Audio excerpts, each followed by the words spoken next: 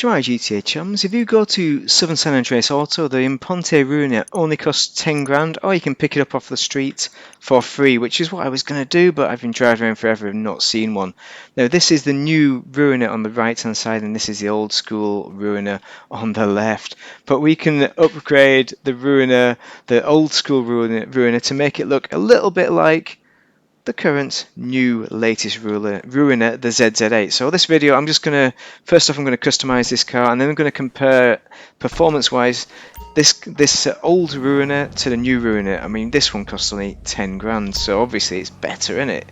10 grand. I've done all of the upgrades, which cost you about 100 grand, you know, the engine upgrades, and the other one cost 1.3 million, so it's a lot cheaper already. So let's have a look. Look at these bumpers. Chin bumper, like the chin lady. I'm not sure about that. I'm not super certain, but well, it looks decent, doesn't it? It's all right. That can do. It's a bit very 1980s. Yeah, this is going to be the Firebird. Let's have a look. So we got the stock exhaust. It's all tongue-in-cheek. This, I think. Big boy exhaust. The big chubby exhausts are all right, aren't they? Now we can do something with them maybe. Hood. Now this is the interesting bit, carbon, yeah, but this is the one, the Ram Air hood. So this originally is what you could have done rather than recreate the WS6. You had the same kind of hood there. Now this is what Rockstar did rather than introduce a new car. They just allowed you to do that, which I did originally. We've got liveries as well, so great, awesome. A white livery. This Ruiner always stays on the side there. I think they're all right, you know, they're decent enough.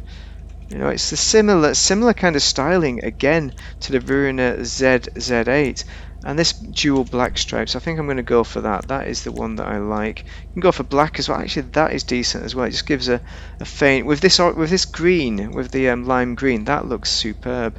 But I'm not going to go for that. I'm going to stick with what I've got there. But we are probably going to change the colour. Plate. We're going to go with V-Gang, we're going to go black, of course. Respray, primary colour. I reckon a metallic is going to suit it, some kind of red. We can go all sorts of colours on this. But I think a red would be ideal, so red is great for the Ruiner. Grace red, garnet red.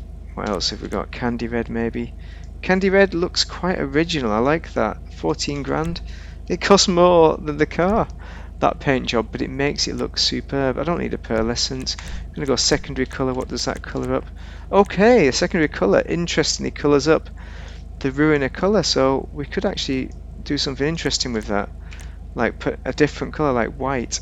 I'm almost tempted by that, but I also don't want to ruin it either, so let's have a look at the reds. Dark red, maybe a darker, just to offset it, like wine red. It's slightly different colour maybe. That's a bit pointless, isn't it, what I'm doing there, perhaps. Yellow, no. I almost want to offset the colour with something interesting, but I don't want to destroy it. Whereas midnight, the blacks are probably the colours to go for. I mean, I could go white there, so that is interesting. I like that. Be able to change the Ruiner logo colour. But I'm quite happy with, it's either going to be white, black and white. Actually, I think that looks decent, but I think that looks better. So we're going to stick with that. Crew emblem on the bonnet. Okay, spoiler. So we're probably going to put a spoiler on. This is the classic. I like that. The lines carry through there. And you've also got the old drag wing, GT wing. I quite like drag wings, but I'm not super certain about this one. It looks a bit odd, if I'm honest. So I'm going to go with the mid-level spoiler. I think that looks nice. Very classic. Suspension is competition. You needed that for performance, but that is, you know, stock. Transmission's done, and turbo. Wheels, this is important. So wheel type. We could just go muscle, you know, and just go for a classic looking rim, because you don't want to go for something too modern with this. And I think what I had there was just about right. I mean, we don't have any decent coloured calipers, brake calipers, so for that reason we can go for something a bit more blocky. I mean, the Mercenary 11 grand, that is a decent classic rim. So we might go there. Let's have a wee look though at the, what is it, the street rims. that might offer us something that's in between Nebula. Nice. We can go for something really crazy like that, but I think these are a bit too modern for it. What about the tuner? There's some decent ones in there, perhaps, that will work. Yeah, I mean they're okay, but oh, that's more like it. The Rally Master. That's a bit similar to what we had on. But so I'm going to go back to muscle, and I'm going to go with stock. I'm going to go with the mercenary. That is the best one, I think. Wheel color going to be black. Let's keep it simple. Tires enhancements. You need bulletproof tire smoke. We could go red. That'd be fine. Tire design. We can put it on, but I don't think we're going to. Windows. You can smoke them out if you so wish. I think that looks decent. That looks all right. We'll do that. Why not? And that's it, complete. It's a great looking car, it really is, for the money. I mean, yeah, it's not got the same level of detail as the brand new one. It's not got the same smooth lines because it's an older variant of the Trans-Am. But you can see it's got the Ram Air hood there, and you know it's a Tesco value one. But I think with the metallic paint, I think it pulls it off. I think it looks pretty damn good. And it's difficult. It's a difficult one to say how can I recommend the car on the right. But maybe performance-wise, it will be not as good. But let's take it for a drive and see what it's like, eh? Here we are at LSIA, chums. The old school Ruiner on the right, the brand new ZZ8 on the left. And both perform quite nicely with the wheelies at the start.